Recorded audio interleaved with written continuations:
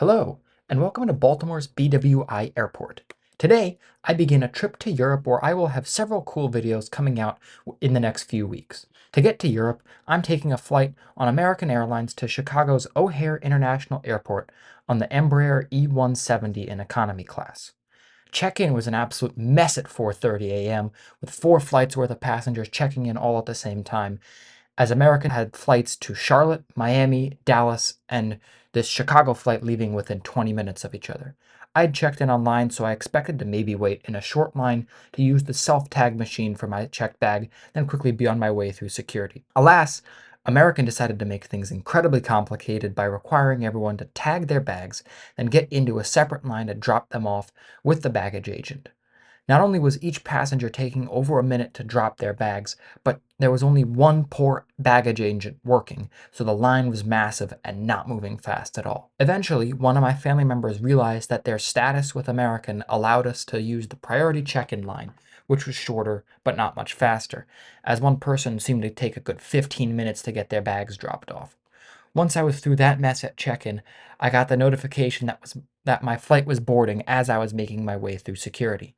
Luckily, I had TSA pre-check, so I was able to get through security in about 30 seconds and proceeded to book it to my gate for this morning's flight, C1. BWI is laid out with one central terminal which has 5 concourses, labeled A, B, C, D, and E. American uses the front part of Concourse C here at BWI, and luckily, we would be from gate C1 today, which is the closest gate to security. I got there in time to catch a little glimpse of our plane today, a 2004 built Embraer E170 regional jet, registered as November 788 Charlie Juliet.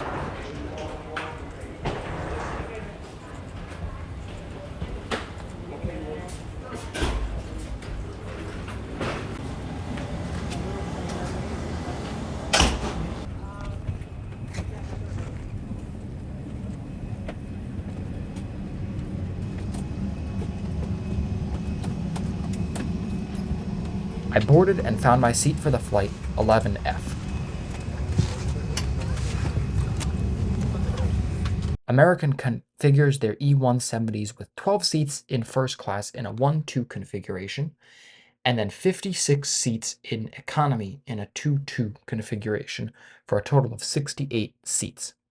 The seats are pretty standard for regional jet seats with decent padding, okay legroom, but unfortunately no adjustable headrests. There's a standard sized tray table on the seat back in front of you, and the literature pocket holds AA's menu, safety guide, and air sickness bag. Above you are the standard personal reading light and airbend. I ended up not needing to rush as we were delayed for about 15 minutes while the ground crew fixed the AC system on the plane, making my connection in Chicago worryingly tight. We ended up pushing back from the gate at 6:13 a.m., 13 minutes after our 6 a.m. departure time.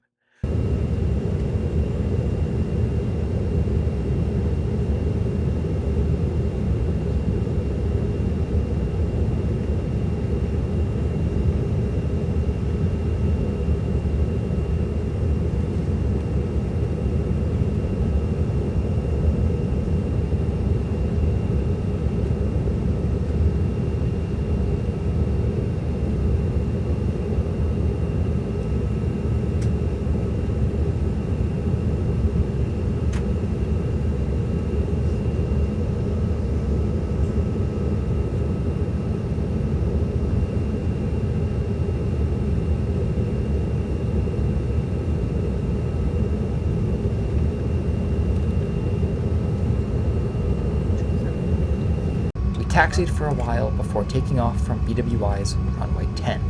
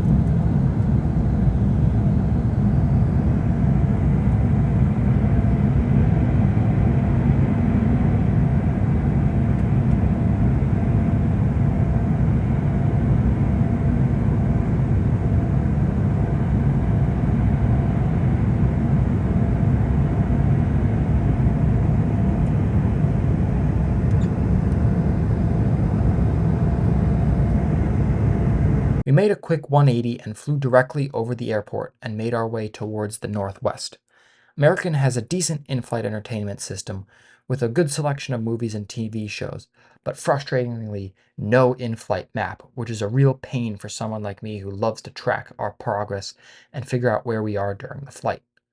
American also had Wi-Fi available for purchase for $13, which I passed on, since the flight was only about an hour and a half. Not long after we took off, the cabin crew came around with the in-flight service, which was a bag of pretzels and a drink, for which I chose Dr. Pepper.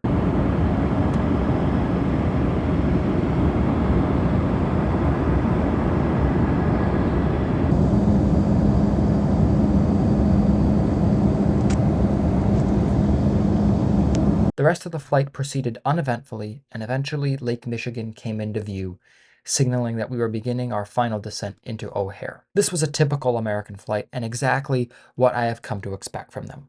Nothing special in any way, shape, or form. Pretty bare-bones service, regular seat, and just okay in-flight entertainment. The lack of the in-flight map really hurts in that regard, and the fact that they don't have the chaos at the baggage check could have absolutely been avoided, and that nearly ruined my whole trip before it started. The crew and all the employees were pleasant, and they did get me from point A to point B safely and mostly on time, which is all I can really ask for. We will get almost no frills with American, but they do the job. Even though they are considered a full-service carrier, I think you will get more in the way of a soft product on quote-unquote budget airlines like JetBlue and Southwest, who are both considered low-cost carriers. We flew in over South Bend, Indiana, and then over Lake Michigan before flying north of Chicago and coming in for a landing on O'Hare's runway 27 center.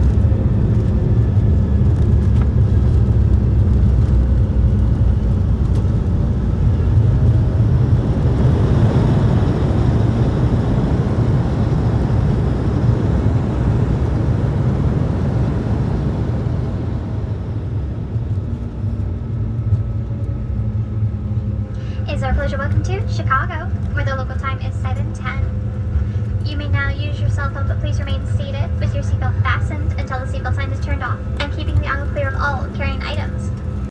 We taxied for what seemed like forever, passing by United's home at Terminal 1 before passing Terminal 5 and pulling into our gate H4.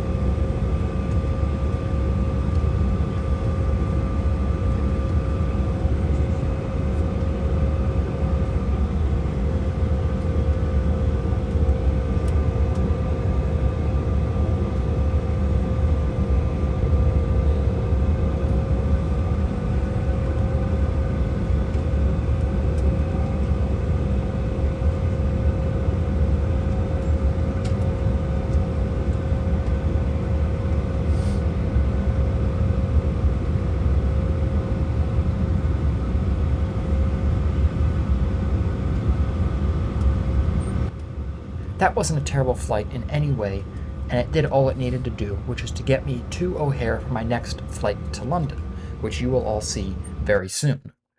If you want to see that flight, then make sure that you are subscribed, and I will see you all in my next trip report.